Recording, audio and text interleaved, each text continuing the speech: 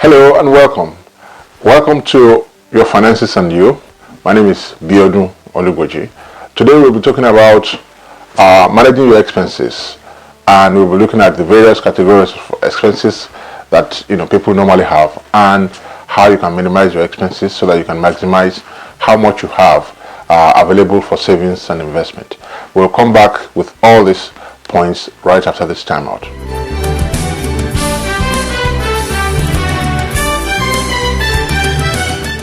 Yes, welcome back.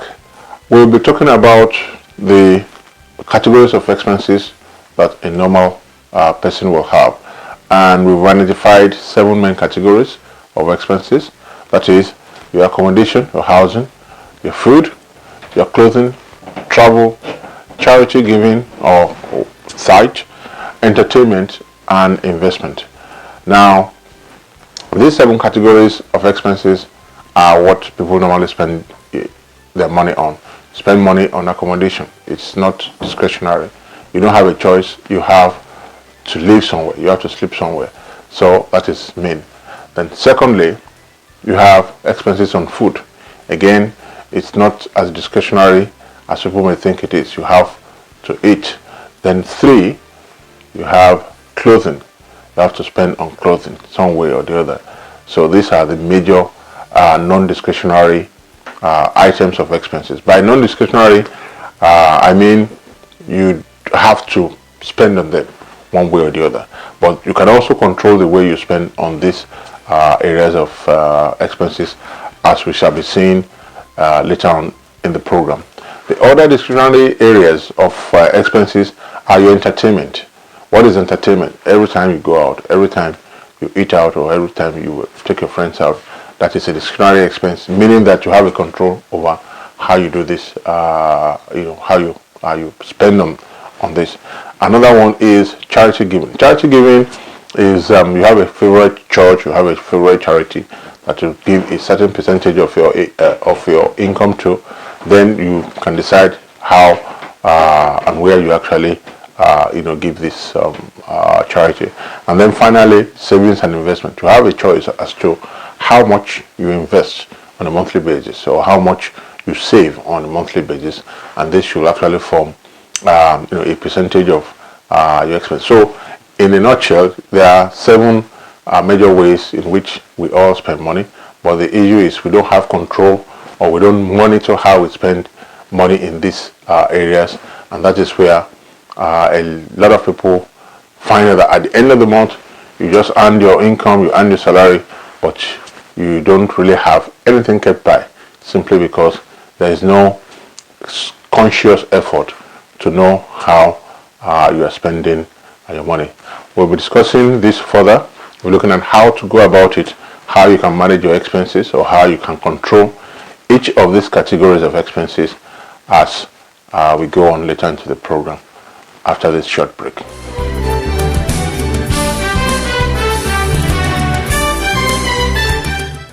So welcome back.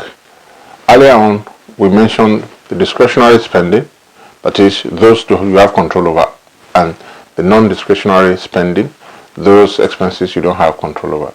And we said the discretionary spending include your clothes, your charity giving, your entertainment, and your investment. Those are the category of expenses you have control over. You can decide how many clothes you want to buy in a month, or how many clothes you want to buy in the course of a year.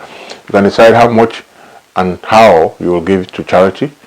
Definitely you can decide how you are going to entertain yourself or entertain your friends, and then you can decide how much you will invest or not invest, or save or not save.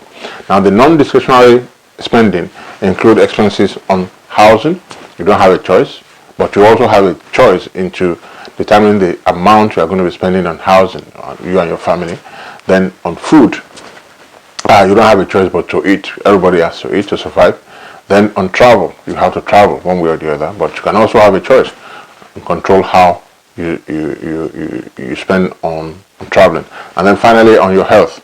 Your health is one area in which you absolutely have no choice, but thank God we have a system in place in the UK that helps to support spending on health. So what do you do? How do you control this expenses, at least those ones that are discretionary.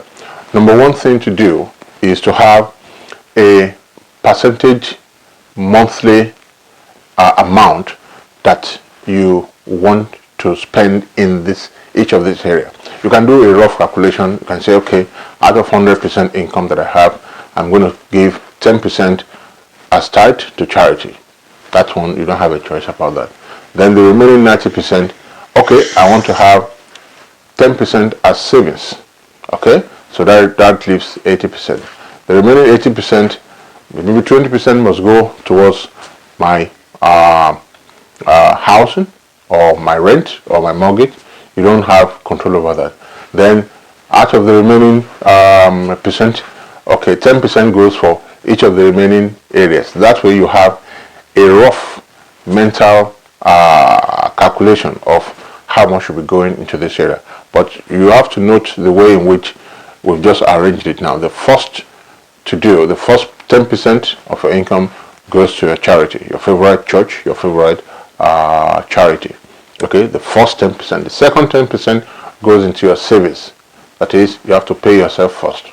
The next then goes into housing, health, and so on and so forth. So that at the end of the day, the last you should be thinking about is how much goes into entertainment, or how much goes into clothing, or how much goes into food. Yeah, food is important, but in the order of spending, in the category of spending, food, entertainment, and clothing should actually be on the last rung of your category of expenses. For most people, it is the other way around. Entertainment comes first, clothes come second, food comes third, or in various other, you find that those three that should be at the bottom are actually at the top.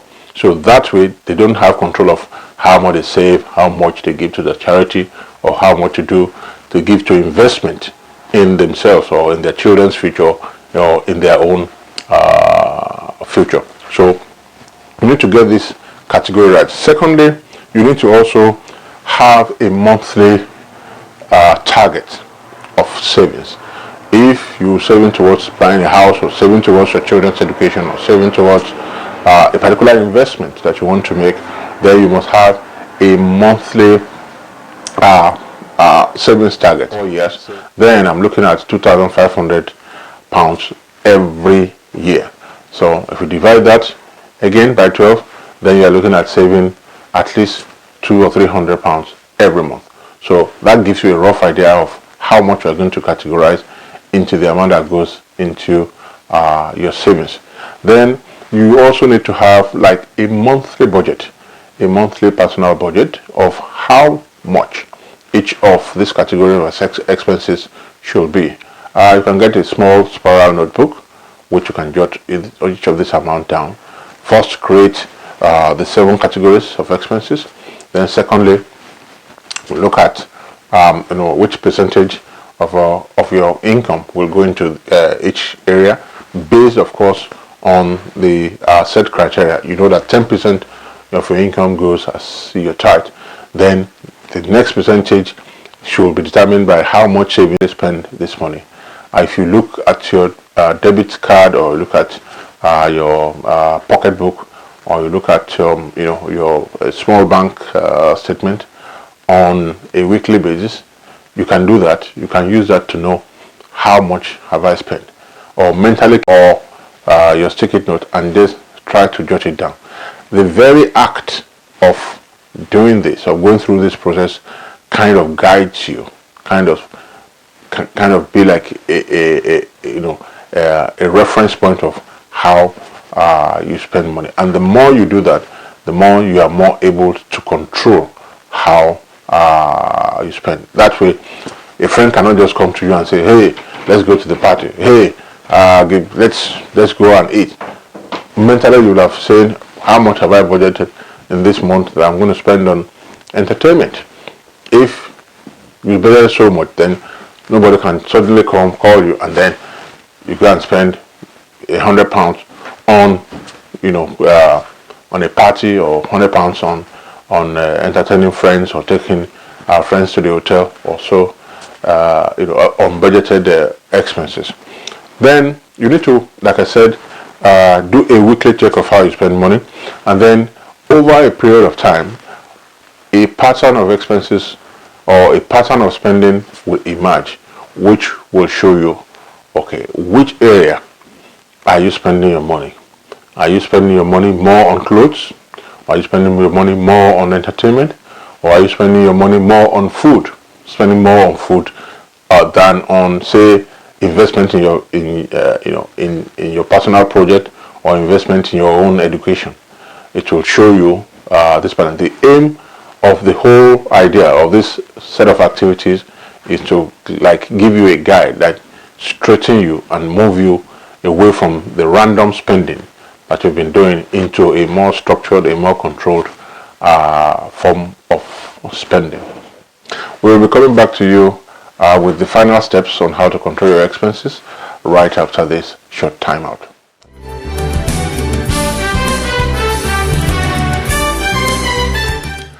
Welcome back. Just before we went on the break, we mentioned about after recording your expenses and you begin to see a pattern. Later in the show, before the show ends, we're going to show you a small chart that can help you and which can actually help you monitor and then see what kind of pattern of expenses that you have. In some cases, it might be necessary for you to also have a professional advisor or financial advisor or an accountant who can help you monitor, particularly in the areas of your savings and the area of investment, and you need guidance in those areas. Then a professional accountant will be very handy. But these other areas are things that you can actually do yourself to kind of jumpstart the process. So, like I was saying, after a few weeks, after a few months, you begin to see your pattern of expenses developing, and then you must be able to tell yourself, is this the way I want to continue to spend my money? Is this the way I want to continue to spend my life? Because your time is your life. I mean, you have 24 hours a day, every day. That is fixed. How you use that 24 hours is entirely up to you. But you use a lot of the 24 hours earning income. So meaning that you are using your part of your life to earn income.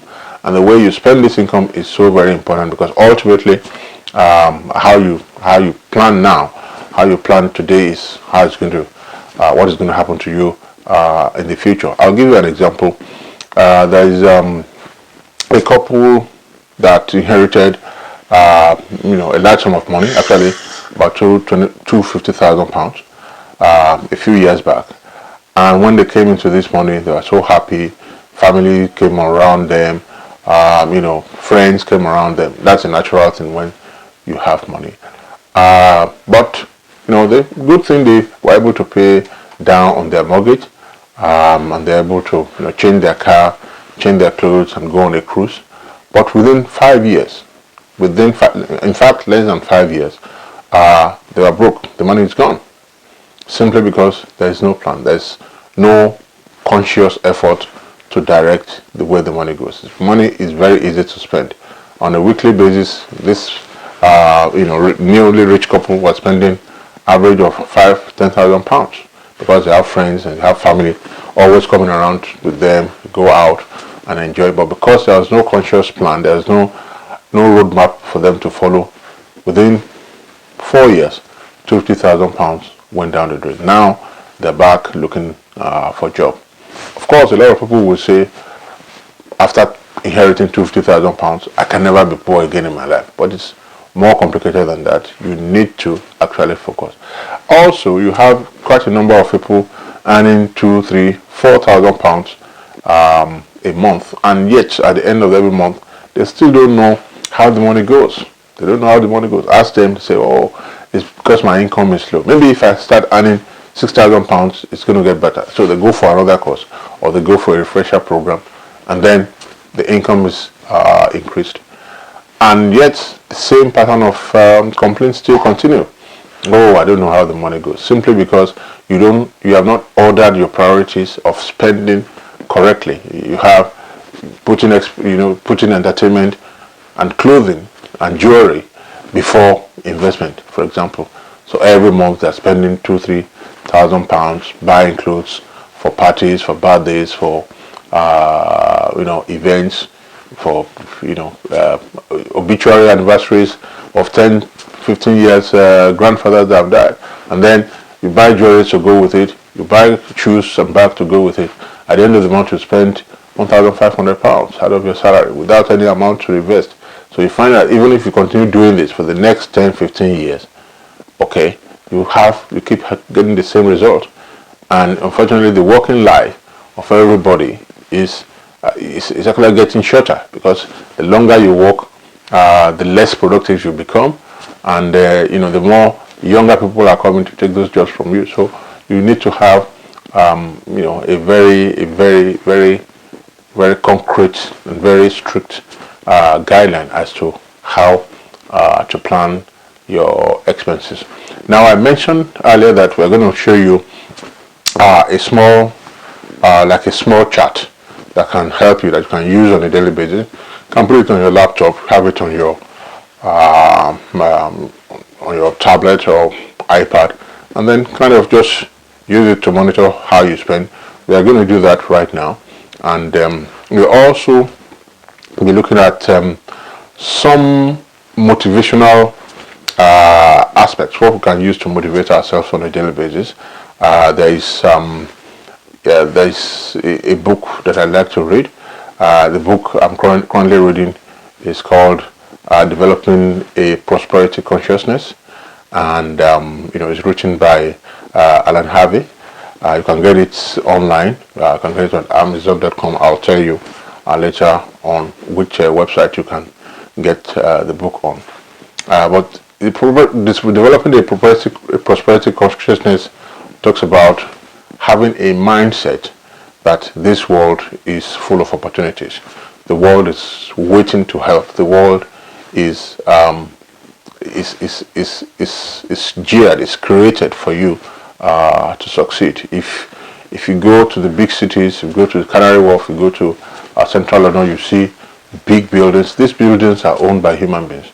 They are developed by human beings. So there's a huge amount of money available for us. There are a huge amount of investment available for us.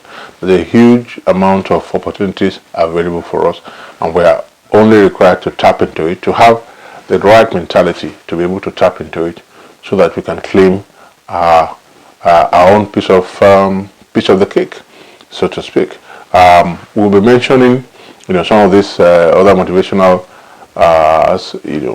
series once in a while as we go to the end of this program, and then these are to gear us and to help us and to actually motivate us in this competitive world, so that we can be a success.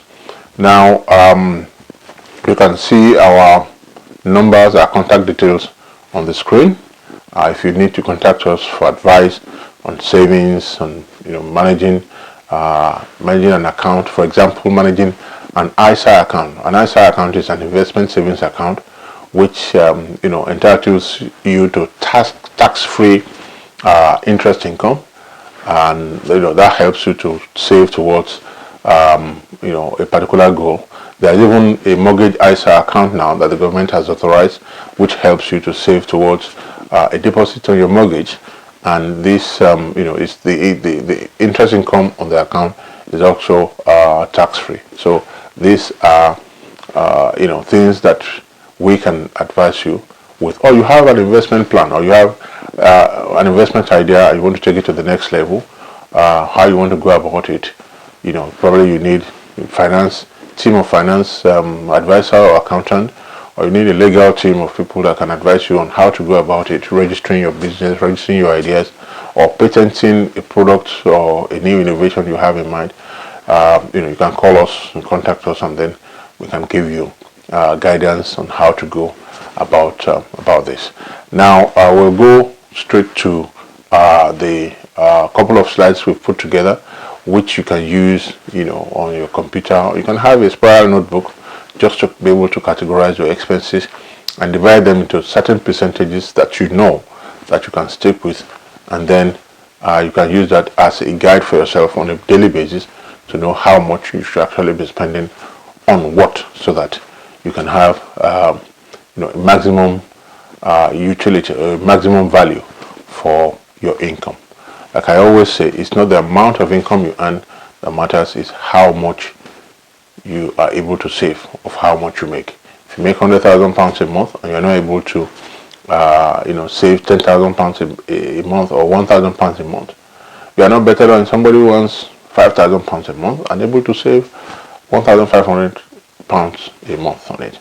So it is how much you are able to save that determines how far you go or how well off you will be at the end of your working life, rather than how much you earn. So follow me as we go to that screen now.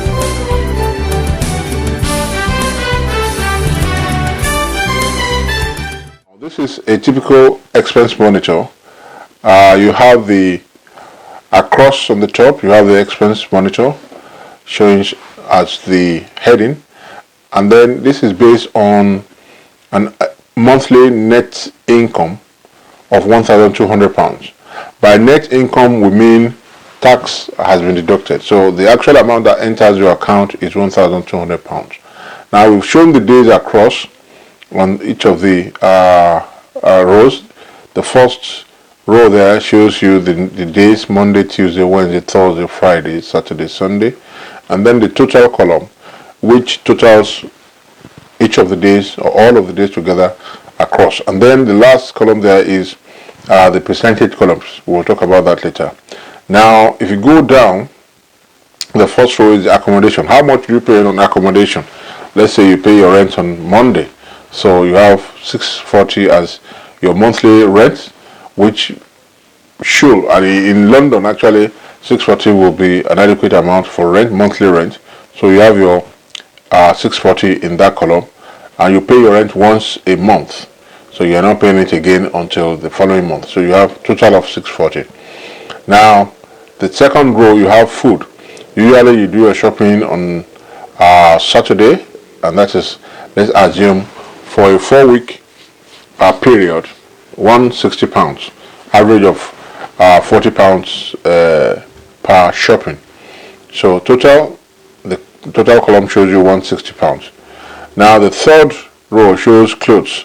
Again, shopping for clothes, although it shouldn't be a monthly thing, but let's even assume that you do your monthly buying of clothes and you spend an average of £50 per month. So total on clothing is £50.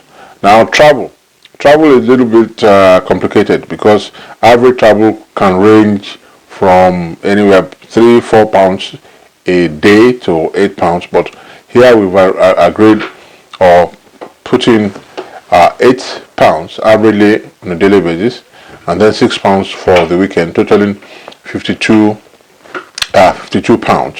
Now charity giving is 10% of your income, so you see that that's 10% of 1,200 based on the monthly net income of 1,200. So 10% of that is £120, which will go for charity giving, or your tithe, as the case may be. So the total for charity giving is £120. And then you have for entertainment. Let's say you take out your friends on Saturday or Friday and you spend £55. That should actually be one of the last things you are thinking about. And then savings and investment should be at least 10% of your net monthly income. Net monthly income is £1,200, so you should aim, or you should target to have a netly savings of £120. So if you put £120 there as a total, the total for somebody who is earning £1,200 net per month is 1,197, just under £1,200. Now if you look at the percentages here, the percentage of £640 to 1,200 average, it's about 53%. Okay, and then for food 13%, clothes 4%, travel 4%, charity giving 10%, savings and investment 10%, then entertainment 4%.